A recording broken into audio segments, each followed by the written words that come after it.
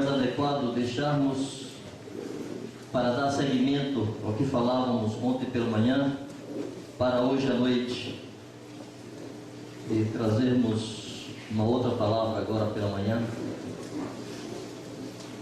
porque percebo que Deus está nos falando sobre algo muito específico. Deus está tentando comunicar para o seu povo algo do seu desejo para a nossa vida pessoal. E eu sei que Deus está falando para os adultos, para as crianças, tanto adultos e crianças naturais, como os adultos e crianças da fé também. Deus tem muitos recursos para se comunicar. Eu me lembro quando eu era papai de bebês, e vejo hoje, vi minha filha tempos atrás, ano e pouco atrás, com a minha netinha, né, com a sua filhinha, o esforço que os pais fazem para se comunicar com seus filhos, com os bebês. O bebê nasce, ele não conhece ninguém, mas os pais estão todos os dias com ele e se esforçam para se dar a conhecer. Os pais querem que aquele bebezinho identifique a sua voz. E fazem coisas engraçadas, né? Os que são papais aqui sabem.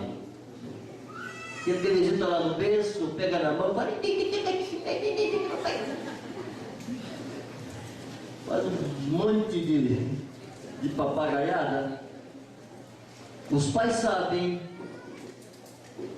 que aquele bebê não decodifica aquelas palavras ainda, mas os pais sabem que aquele bebê vai identificando aquela voz, e sabe que aquela voz é a voz de alguém que o ama, que o quer, que o supre, que o protege, que o aquece. E vai crescendo essa relação de amor e confiança entre o bebê e seus pais. O filho vai crescendo e vai aumentando isso. Pelo menos foi assim que Deus planejou em cada família. Porque Deus faz assim conosco, amados. Aqui existem bebês na fé, recém-nascidos, que não identificam ainda direito a voz de seu pai. Mas eu quero dizer para vocês que o Pai do céu está se esforçando para se comunicar com você, para se dar a conhecer, para que você aprenda a identificar a sua voz e reconhecer o que é que Ele quer falar contigo. E cantávamos aqui alguns cânticos, expressando nossa adoração, nosso amor ao Senhor, falando da sua glória. E eu me lembrei de uma palavra na Escritura que mostra a importância de termos a glória de Deus dentro de nós. Havia lá na terra de Canaã uma fortaleza chamada Jebus, que era a fortaleza dos Jebuseus. E Deus havia ordenado, tinha falado a Abraão e depois a Moisés, e por fim dado ordem a Josué, que quando eles entrassem na terra de Canaã, que eles exterminassem com todos aqueles povos, não deixassem ninguém. Deus não queria mais nenhum resquício daquelas civilizações naquela região. Deus havia dito a Abraão que iria manter o povo de Israel por 400 anos como escravo no Egito, até que se cumprisse a medida da iniquidade dos cananeus. Então Deus iria exterminá-los daquela terra. E esse tempo chegou por ocasião de Josué. Josué entrou em Canaã, eliminou muitos daqueles povos, mas os jebuseus ficaram. A fortaleza de Jebus ficou intacta. Vieram os juízes, fizeram prodígios, mas a fortaleza dos jebuseus ficou intacta. Veio Saul e combateu com os filisteus ao longo de todo o seu reinado, com os amalequitas, etc. Mas a fortaleza de Jebus permanecia no mesmo lugar. E essa fortaleza estava no coração daquele território de Israel. E por muitos anos, por mais de século, ninguém tocou naquela fortaleza. Então Davi foi reconhecido rei sobre todo Israel. Primeiro sobre Judá e depois sobre todo Israel. Amados, a primeira coisa que Davi fez foi marchar contra Jebus. Davi sabia que ele precisava tirar aquele inimigo que estava dentro do território de Israel, arrancar aquela fortaleza do meio do povo de Deus. E os jebuseus zombaram dele. Disse: nossos cegos e nossos aleijados vão expulsar Davi. Mas Davi tomou aquela fortaleza. O que é que isso diz para nós? É possível que alguns de nós tenham resistências no coração, na mente, na alma, a coisas que Deus quer produzir e fazer em nós. Nós ficamos convivendo com essas debilidades de estimação e não as tratamos com a seriedade que Deus requer. E há uma necessidade de uma metanoia, de mudarmos a nossa mente e aprendermos a pensar como Deus pensa.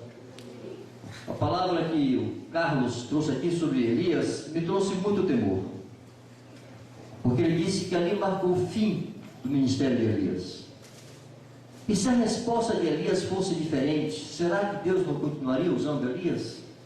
É possível. A resposta de Elias, a pergunta do Senhor, não foi satisfatória. Amados, Deus nos tem feito perguntas. Deus nos tem questionado sobre aspectos de nossa vida. Eu estava lendo outro dia sobre Salomão.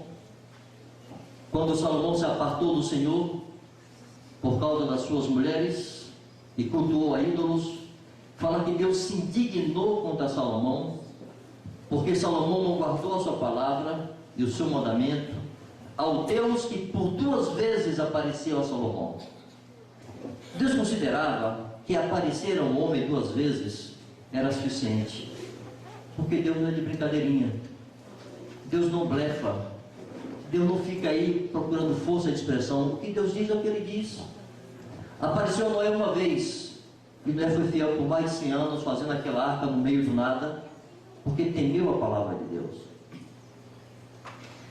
Me lembro que anos atrás estava em um retiro, e outra vez estava lá o Ivan, e o Ivan compartilhava com alguns pastores sobre companheirismo.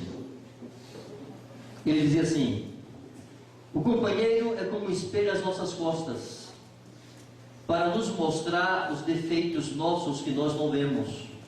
Um companheiro serve para isso também, nos ajudar a identificar deficiências nossas, para que possamos tratar com elas. E eu me meti na conversa. Disse: inclusive, Ivan, acontece também que nós podemos identificar deficiências nossas, defeitos, e não temos coragem de eliminá-los de nossa vida. E o companheiro nos ajuda. E eu me espantei com a forma como ele reagiu. Ele se virou para mim com muita gravidade na expressão e disse: como isso?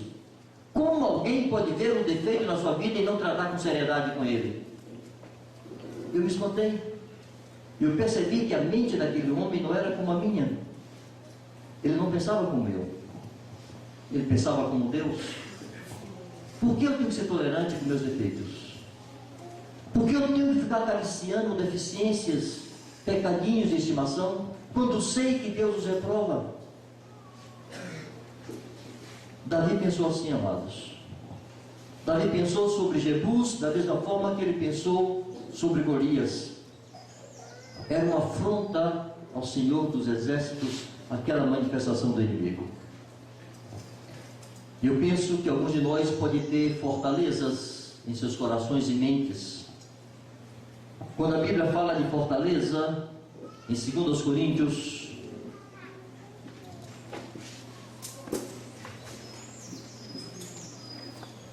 capítulo 10,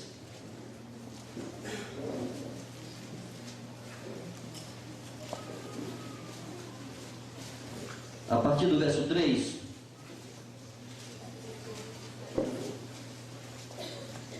ao verso 6, Porque embora andando na carne, não lutamos segundo a carne. Porque as armas de nossa guerra não são carnais, e sim poderosas em Deus, para destruir fortalezas, anulando sofismas, e toda altivez que se levante contra o conhecimento de Deus, levando cativo todo pensamento à obediência de Cristo, e estando prontos para punir toda desobediência, uma vez completa a vossa submissão. Paulo está falando que existem fortalezas. E quando seguimos até o verso 6, descobrimos que essas fortalezas não são nenhuma manifestação extraordinária de principados e potestades, ou seja lá o que for, do mundo espiritual. Paulo está falando de fortalezas abrigadas no coração e na mente da igreja, dos discípulos. Senão ele não falaria ao final, uma vez completa a vossa submissão. Aí Paulo, ele dá o roteiro de como se destrói as fortalezas. Primeiro ele demonstra que a fortaleza está baseada em sofismas. Ele fala para destruir as fortalezas, as armas espirituais que ele diz aqui, que ele se refere, servem para destruir as fortalezas. Mas como é que se destrói as fortalezas? Ele começa a explicar. Primeiro, anulando sofismas. Significa que essas fortalezas estão baseadas em sofismas, em enganos, em mentiras ou meias verdades. E as pessoas usam essas meias verdades para abrigar enganos em seu coração. A consequência disso é que se levanta com altivez contra o conhecimento de Deus. Na hora que você abriga um engano espiritual em teu coração, você se sente na condição de se levantar contra o conhecimento de Deus e questioná-lo.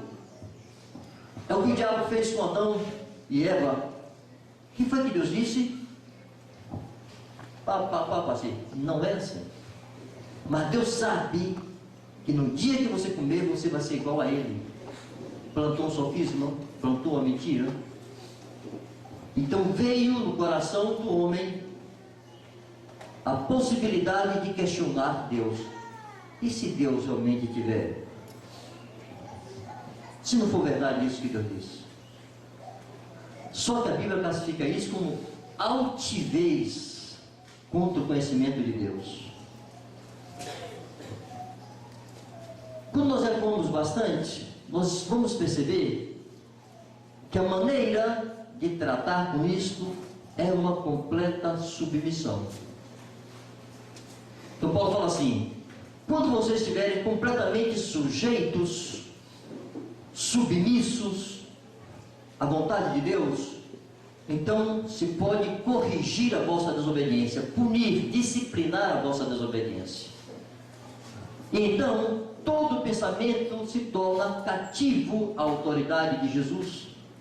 O pensamento cativo à autoridade de Jesus significa que eu vou orientar a minha vida, eu vou dirigir meus pensamentos de acordo com a vontade de Deus, eu vou sujeitar meus planos, eu vou pensar a minha vida e o meu futuro em sujeição a Cristo.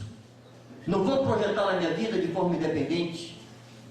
Isso significa todo pensamento sujeito à autoridade de Cristo.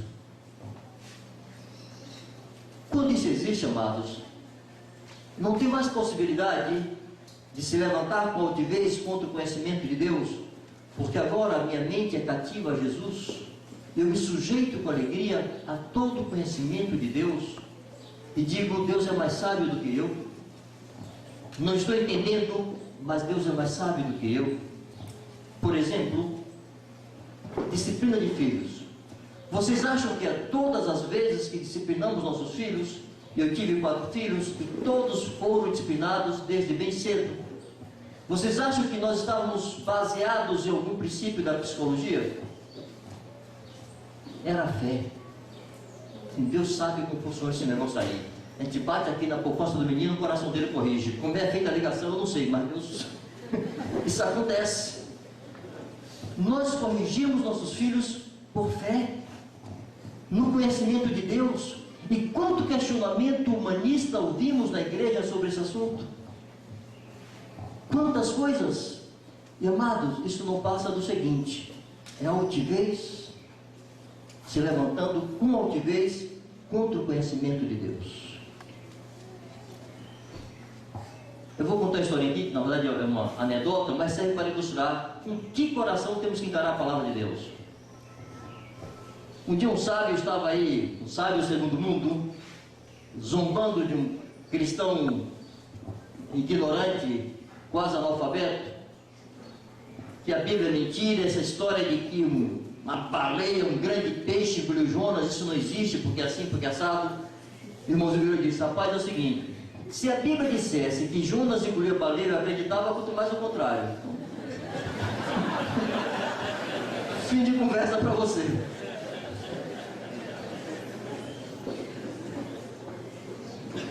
Nós somos muito ignorantes com respeito a Deus, amados. Às vezes, conversando com meus filhos quando eram pequeninos, eu ilustrava assim: filho ou filha, você já pisou uma formiga alguma vez? Já, pois é. Você acha que aquela formiguinha sabe o que é um ser humano?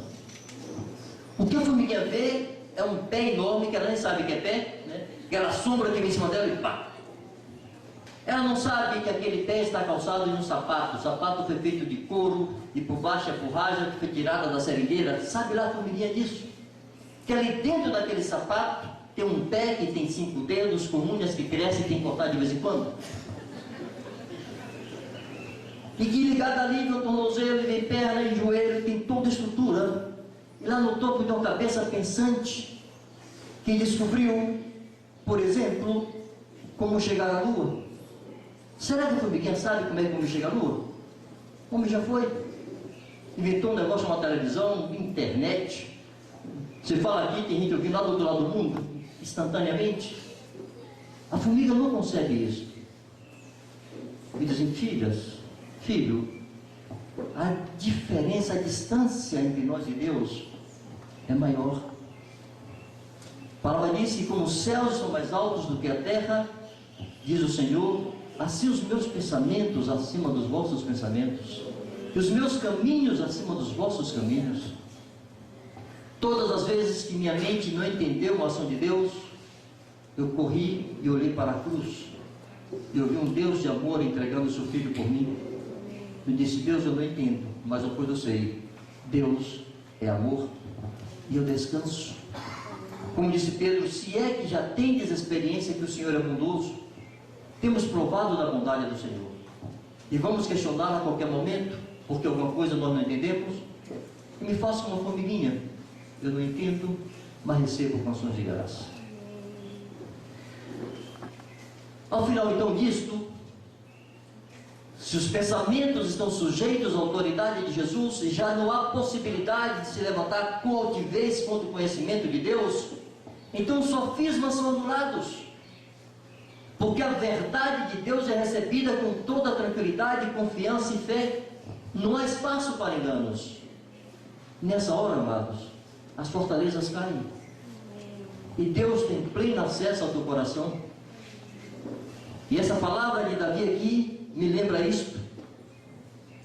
Davi marchando contra aquela fortaleza, identificando uma resistência a Deus, ele marchou para destruí-la.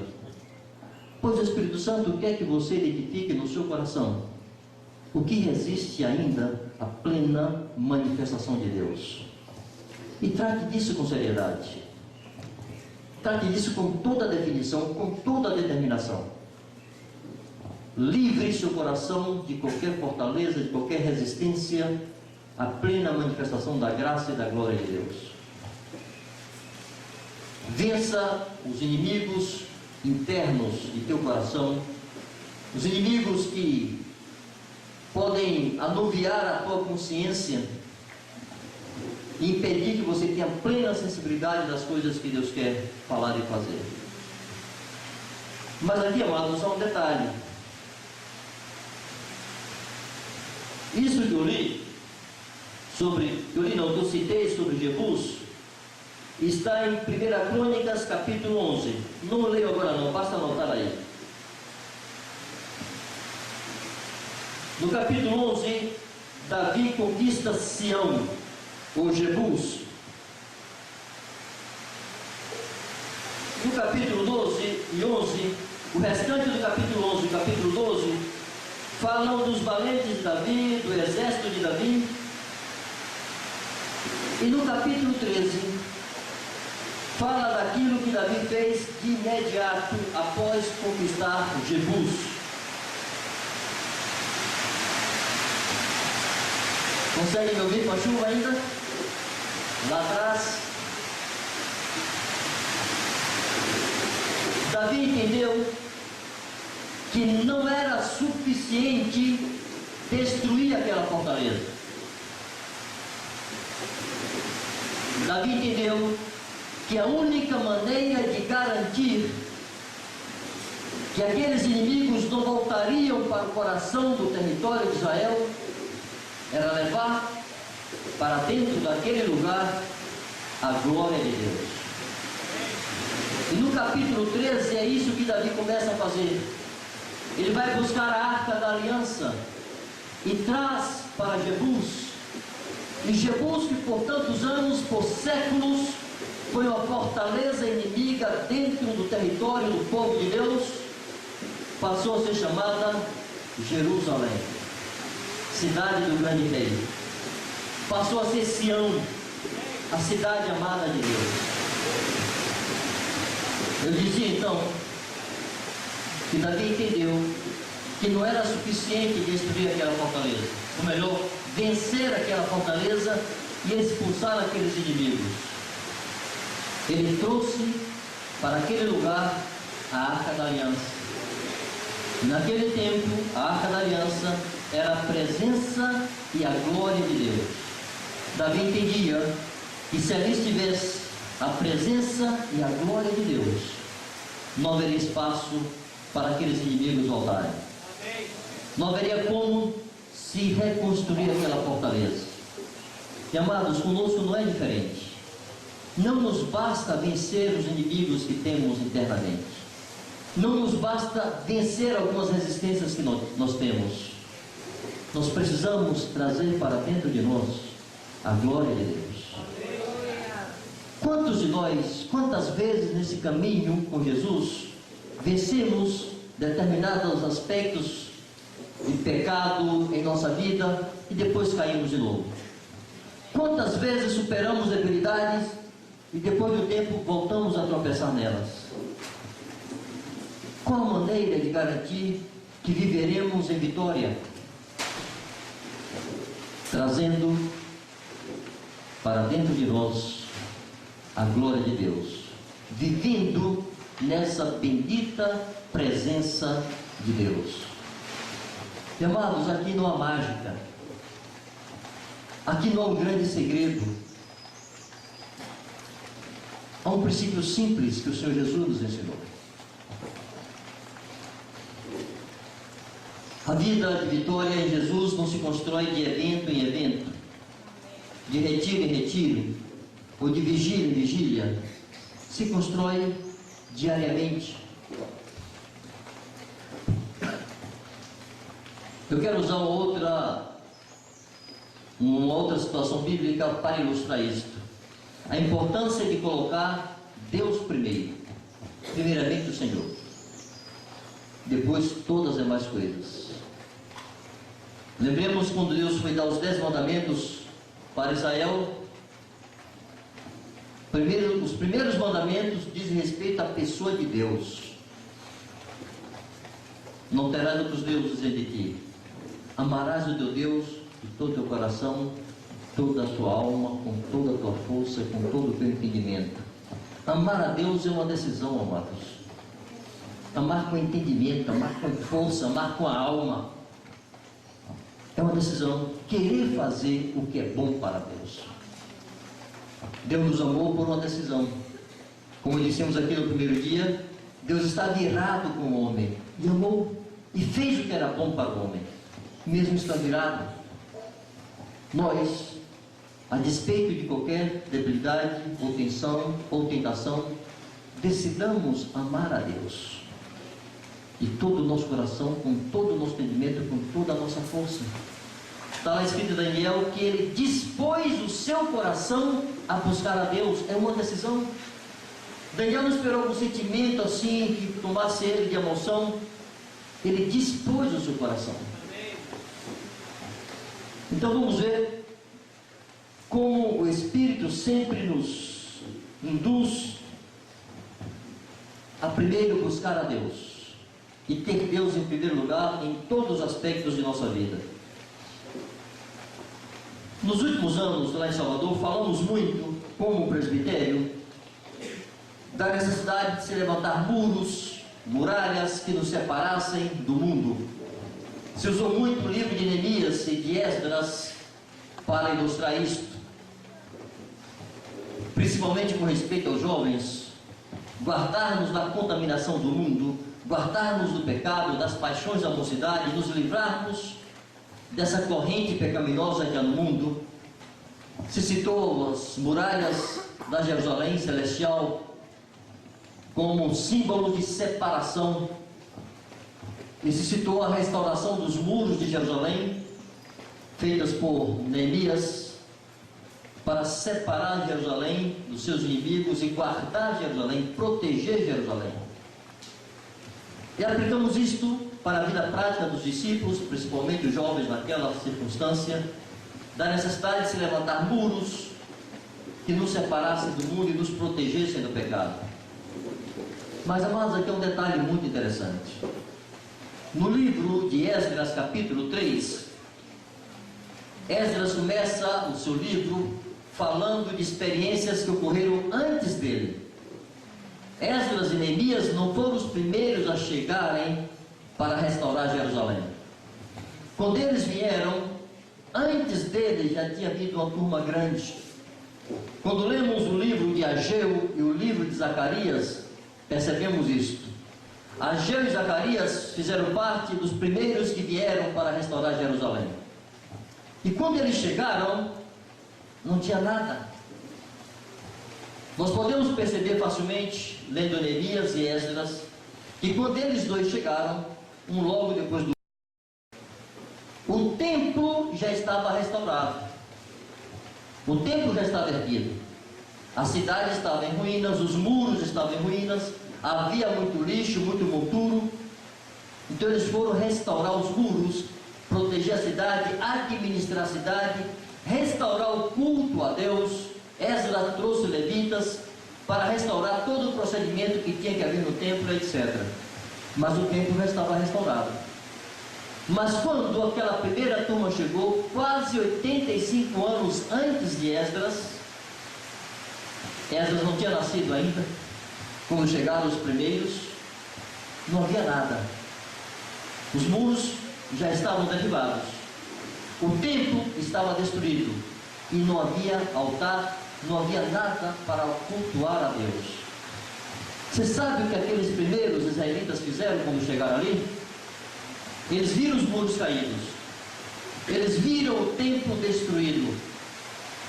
Mas eles viram também o altar destruído. E eles não começaram pelos muros, amados. Eles começaram pelo altar. Esdras 3, verso 2 e 3. Levantou-se Jesua, filho de Josadac, e seus irmãos sacerdotes, e Zorobabel, filho de Sealtiel, e seus irmãos, e edificaram o altar do Deus de Israel, para sobre ele oferecer holocaustos, como está escrito na lei de Moisés, homem de Deus. Firmaram o altar sobre as suas bases, e, ainda que estavam sob o terror dos povos de outras terras, ofereceram sobre o altar holocaustos ao Senhor de manhã e à tarde. Aquela gente não tinha proteção nenhuma, não tinha sequer um exército para protegê-los, nem muros na cidade, mas entenderam que precisavam primeiro adorar a Deus. A obra de restauração começa dentro de nós. Não é suficiente vencer as resistências, não é suficiente expulsar os inimigos de nossa alma, as paixões que fazem guerra contra a nossa alma, como está escrito. Não é suficiente vencer esses adversários, e essas debilidades, se nós não entronizamos a Cristo Jesus como Senhor em nosso coração, nós voltaremos a cair. Aquela gente estava debaixo do terror de outros povos, mas adoraram a Deus pela manhã e à tarde, todos os dias. Primeiro, o que é mais importante, Deus.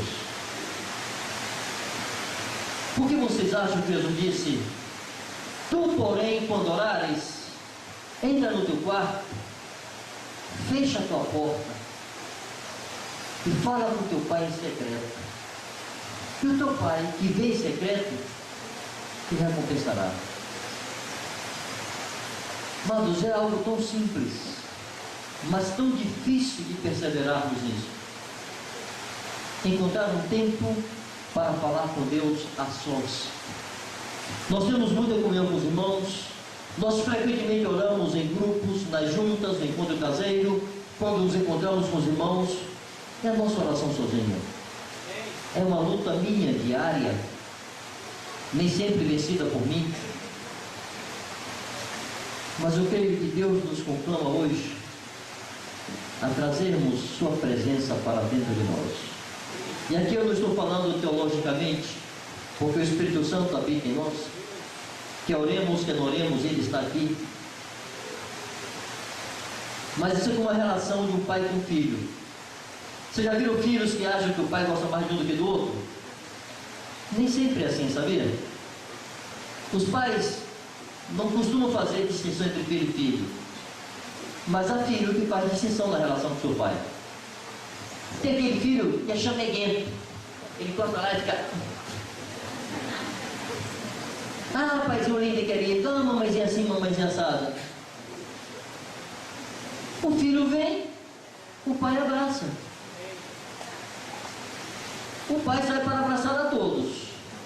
Agora, quantos vêm abraçar ele? Aí o filho é que define. Amados, a relação paternal não é alterada quando o filho apronta uma coisa ou não apronta. Se o filho é agradável ao pai ou não é agradável ao pai, o pai continua pai.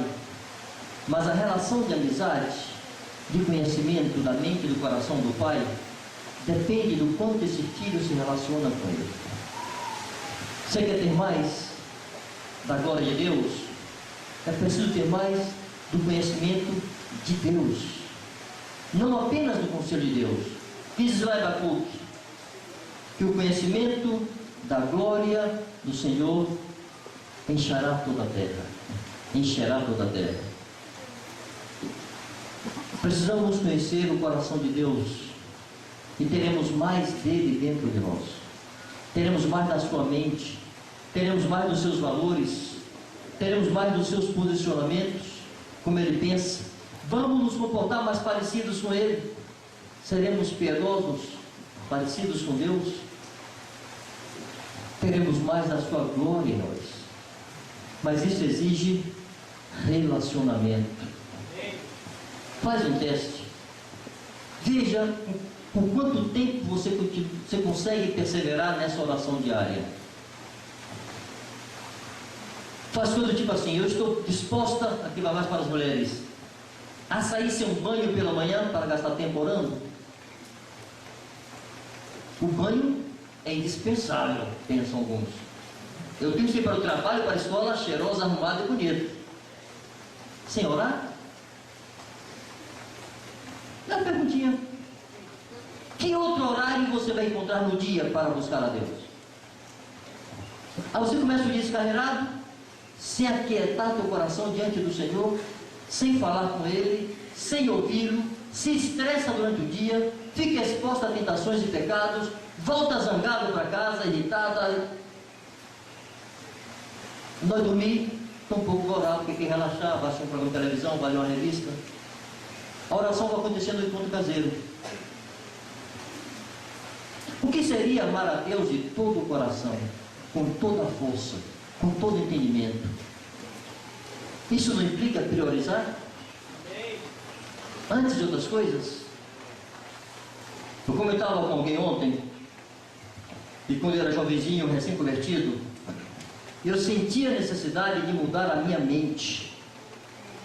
Meus pensamentos eram complicados, meus pensamentos voavam por aí o tempo inteiro, eram muito voláteis, eu não tinha muito controle deles. E aquilo me desesperava, porque eu queria ser santo, eu queria agradar a Deus. Eu sabia que meu comportamento era influenciado por meus pensamentos, naturalmente. E se eu tenho que pensar pensamentos santos, eu tenho que pensar como Deus. O que é que eu fiz? Me entupi de Bíblia. Literalmente. Primeiro, de um plano de leitura bíblica anual. Eu li a Bíblia toda, todos os anos. Aquela leitura só para ler mesmo, para encher a cabeça de Bíblia. Depois, eu fazia estudos bíblicos específicos, pontuais sobre alguns temas. E depois eu tinha aquela leitura que eu chamava de leitura inspirativa. Eu ia lá, um texto já conhecido, ia pegar ali só para me deliciar, para me alegrar na presença de Deus. Mas eu fiz outra coisa. Eu decidi, solteirinho, 18 anos, que sem Bíblia não teria café. Se eu não pudesse ler a Bíblia, eu não comia. Eu só comia depois que lesse a Bíblia. Isso se chama prioridade. Eu penso, bom, as pessoas pensam assim, eu não posso sair sem comer. Ué, eu posso sair sem me alimentar de Deus? Para enfrentar esse mundo perverso? Então, todas as vezes que eu não conseguia ler a Bíblia, eu não comia. Eu ia para o trabalho, ia com a Bíblia lendo. E às vezes chorava, a turma ria de mim e disse, vai para lá, pai, deixa eu quieto aqui. Eu conhecia a minha necessidade de ter a minha mente renovada. A Escritura diz, transformai-vos pela renovação de vosso entendimento, para que experimenteis a boa, agradável e perfeita vontade de Deus. Não fala sobre conhecer, fala sobre experimentar essa vontade. A maioria de nós conhece muito do conselho de Deus, mas a Escritura nos exorta a experimentar isso. Se é algo experimental dentro de você, no teu cotidiano, na tua vida prática. Nós vivemos tempos muito difíceis, amados, e vai ficar mais difícil. E se nós não nos enchermos de Deus, vai ser muito difícil seguir a Jesus. Eu guardo no coração a confiança inabalável que essa geração de pequeninos aqui será a igreja gloriosa, sem mácula, sem ruga, santa e sem defeito. Creio nisso de todo o meu coração. Mas eu sei que há riscos. Eu quero que meus netos sejam incluídos nessa geração.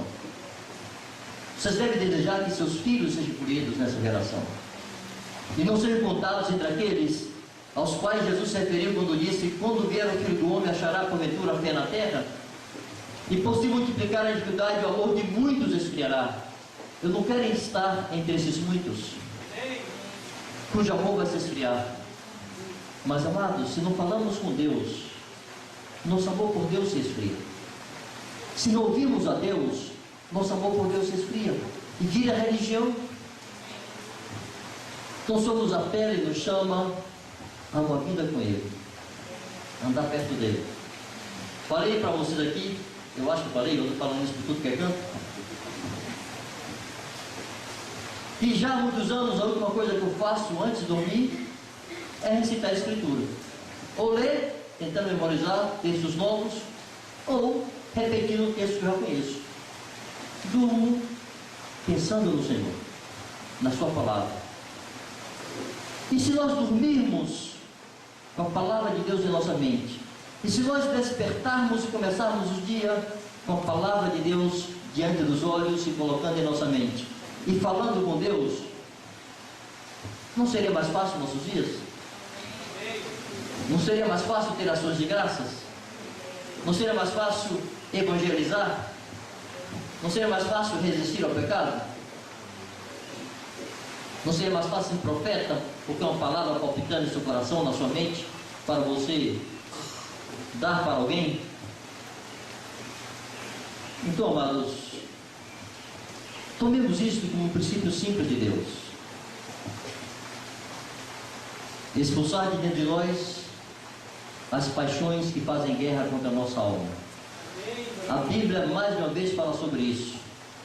Em Tito, capítulo 2, verso 11 a 13, por exemplo, diz que a graça de Deus se manifestou salvadora a todos os homens, educando-nos nos dando uma nova educação, para que, renegadas as paixões infames deste mundo, vivamos no presente século de maneira sensata, justa e piedosa.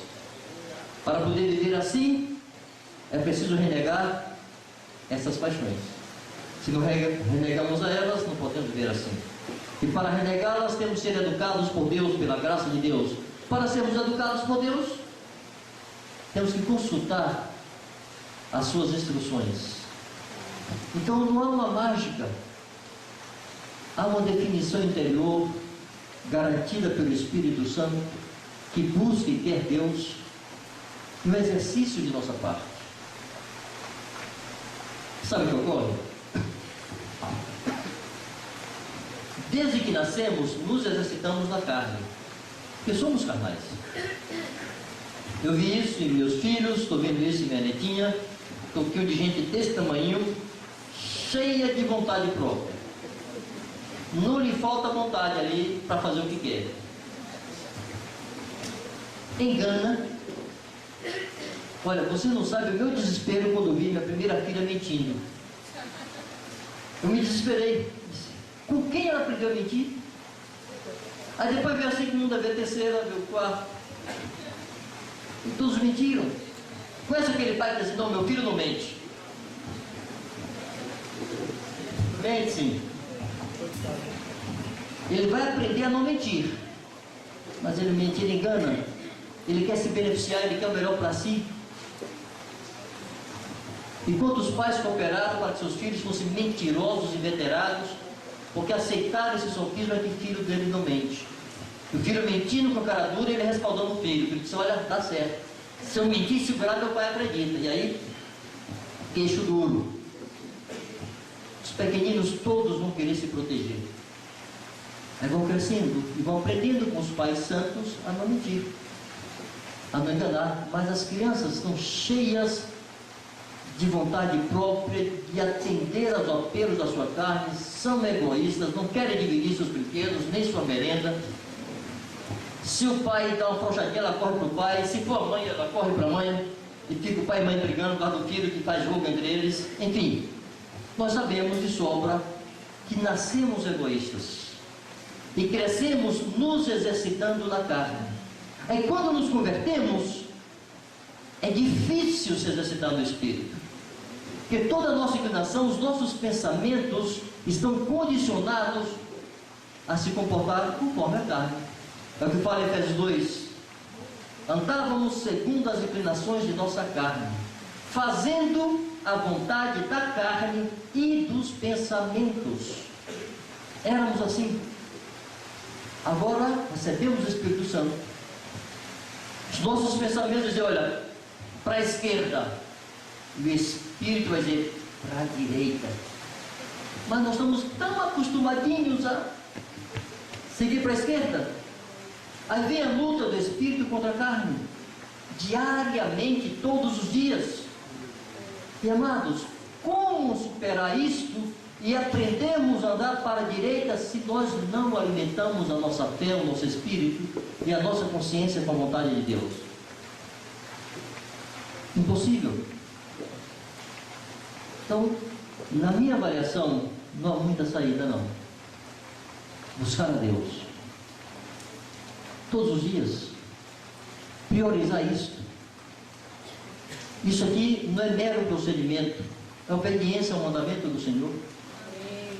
A graça de Deus em nós, amados, não anula a nossa definição, o nosso posicionamento e nossa decisão. Paulo fala assim: eu trabalhei mais do que todos os apóstolos juntos, não eu, mas a graça de Deus em mim. Bom, foi a graça de Deus nele, mas foi nele. Paulo ficou lá sentadinho assim e vê a graça de Deus, desceu flutuando, levitando e trabalhando mais do que todos. Ele disse: eu me esforço e me afadigo o mais possível. Ele fala que esburrava o seu corpo e reduzia a escravidão. Isso é decisão? Isso é esforço físico? Isso é uma ação de uma pessoa? É pela graça de Deus. Mas essa graça não age a despeito de minha decisão. A minha decisão somente não produz, eu preciso dessa graça. Mas essa graça não vai violentar a minha decisão? Por exemplo, a Escritura diz assim: se o Senhor não guardar a cidade, em vão vigia a sentinela. Mas não diz assim, ó. Não está escrito assim: quando o Senhor guarda a cidade, a sentinela não precisa vigiar. A sentinela tem que estar lá vigiando, mas na confiança que é o Senhor que guarda. Se o Senhor não edifica a casa, em vão trabalham os construtores. Não está escrito que quando o Senhor edifica, os construtores não trabalham. O Senhor está edificando. Não. Eles têm que trabalhar, eles têm que construir, confiando que o Senhor é quem vai edificar. Há um sofisma aí, de que eu fico descansado na rede e a graça de Deus faz tudo. Ela faz comigo, em mim. Outro exemplo simples. Jesus em Getsemane foi orar. E Jesus tinha consciência, amados, da gravidade daquela hora. Jesus sabia o que estava por acontecer, por isso a sua alma estava angustiada até a morte. Ele suava gotas de sangue em plena madrugada, em cima de um monte, ao ar livre. E seus discípulos que faziam? Dormiam. O que Jesus disse para eles?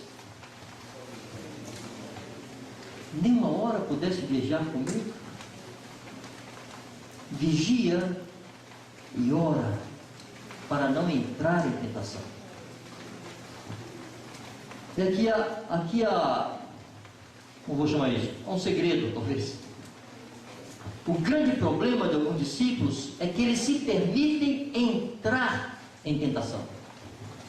E depois que entra em tentação, é muito complicado sair. Quantas vezes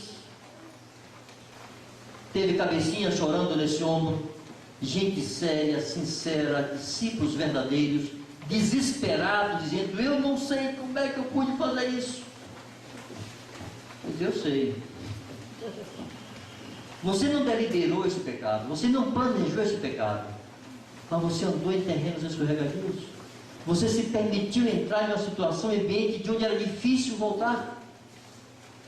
E amados, vocês não vão provar a fidelidade de vocês se expondo à tentação. Vão provar a fidelidade fugindo dela. Eu vou dar um exemplo simples para os homens. Eu já ouvi homens dizerem: eu só tenho olhos para minha esposa. Eu fico assim. Eu tenho olho para tudo da mulher. Agora eu decido que eu vou olhar para ela. Os meus hormônios não escolhem mulher. Para mim, autorice achar que, eita, um me disse uma vez: eu já tenho vitória nessa área. Eu não tenho. Eu tenho que fugir todo dia. Mas estou casado há 30 anos com uma única mulher. Fugir. A Bíblia nos manda resistir a Satanás, mas manda fugir da impureza. Você olha, o diabo você pode para quebrar em cima dele, a impureza você corre dela. Aí tem homem que é muito forte, quem cai na impureza e cai. Aí dizer: não sei como é que eu caí nisso. Eu sei. Eu sou fraco, tenho um corpo.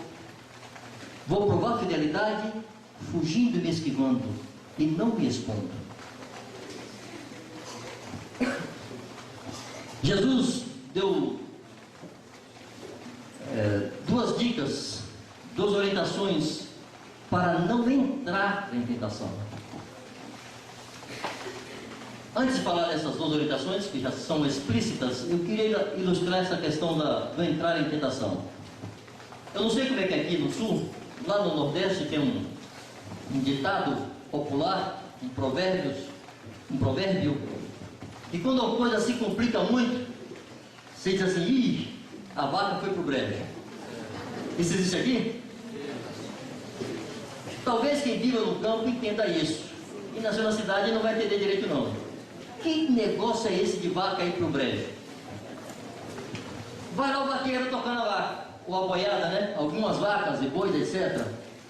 Uma delas, mal criada, sai do caminho, pum, cai dentro de um brejo.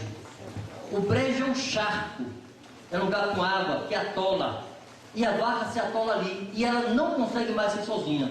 E quanto mais ela sapateia, mais ela vai afundando. O cavalo não pode entrar para empurrá-la, senão ele afunda também. E o vaqueiro que ele disse: como é que eu tiro essa vaca daí? Aí tem que laçar a vaca de longe, no chifre, amarrar a sela de um cavalo ou dois, para os cavalos puxarem. O cachorro, que às vezes ajuda o vaqueiro, não pode entrar também no brejo. Às vezes, se o vaqueiro conhece aquele brejo, entra um ou dois para empurrar a vaca, o cavalo puxa, o vaqueiro empurra. Olha, é uma trabalheira infeliz tirar uma vaca do brejo.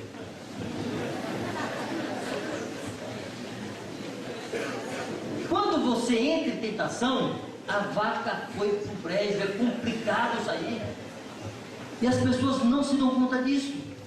E facilitam. E brincam. E aí entra em tentação.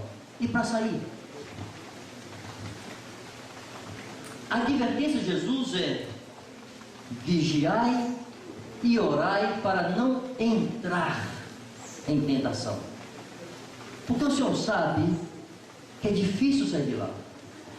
Ele faz mais uma advertência: o espírito, na verdade, está pronto, mas a carne é fraca. Alguns se comportam como se Jesus tivesse dito o contrário, como se Jesus tivesse colocado a ênfase na prontidão do espírito, mas ele não coloca a ênfase na prontidão do espírito. Jesus não disse assim: a carne é fraca, mas o espírito está pronto. Não disse isso. Disse: o espírito, na verdade, está pronto, mas a carne é fraca. E por isso, porque a carne é fraca, vigiai e orai para não entrar em tentação.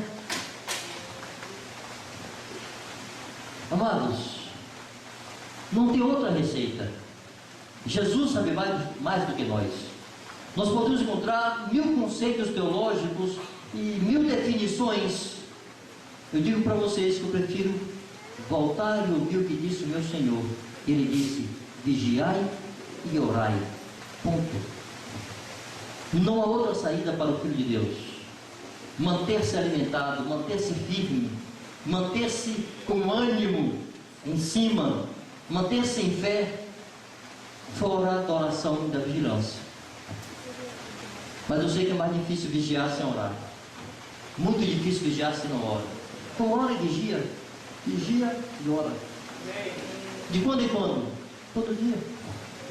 Porque todo dia você é tentado, todo dia o mundo está aí, todo dia o diabo está aí, como um leão fugindo ao nosso redor. Amém? Então sim, só para catequizar. Quem é que edifica a casa? Senhor. Quem é que trabalha? Quem guarda a cidade? Quem é que vigia? O espírito está pronto, mas que devo fazer para não entrar em tentação, já que a carne é fraca? Que nos disse o Senhor sobre a oração? Entra no teu quarto, fecha a porta e fala com teu pai em secreto.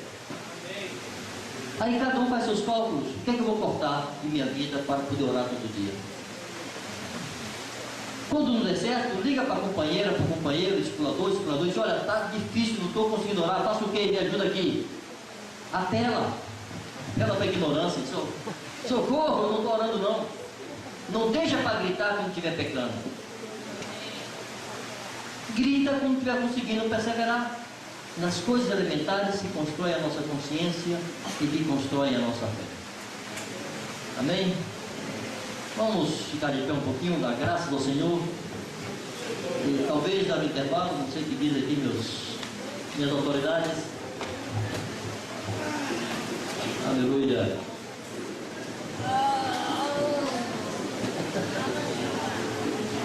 Jesus, te bendizemos, Senhor, por tua bondade e misericórdia, te bendizemos por tua graça, Te bendigo, Deus, pessoalmente, por todo o bem que o Senhor fez ao meu coração hoje, por toda a palavra que trouxeste a mim, Senhor, pelo tempo de adoração junto com o teu povo, por provar da tua presença aqui, passeando entre nós, por toda a manifestação da tua bondade, da tua graça e amor, Senhor.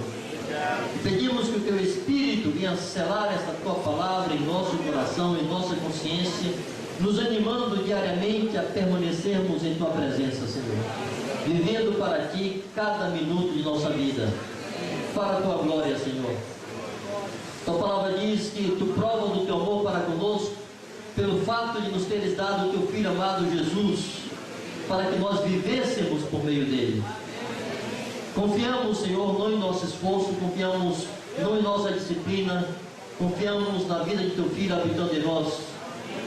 E essa vida, Senhor, nos conduz para ti, essa vida nos empurra em tua direção.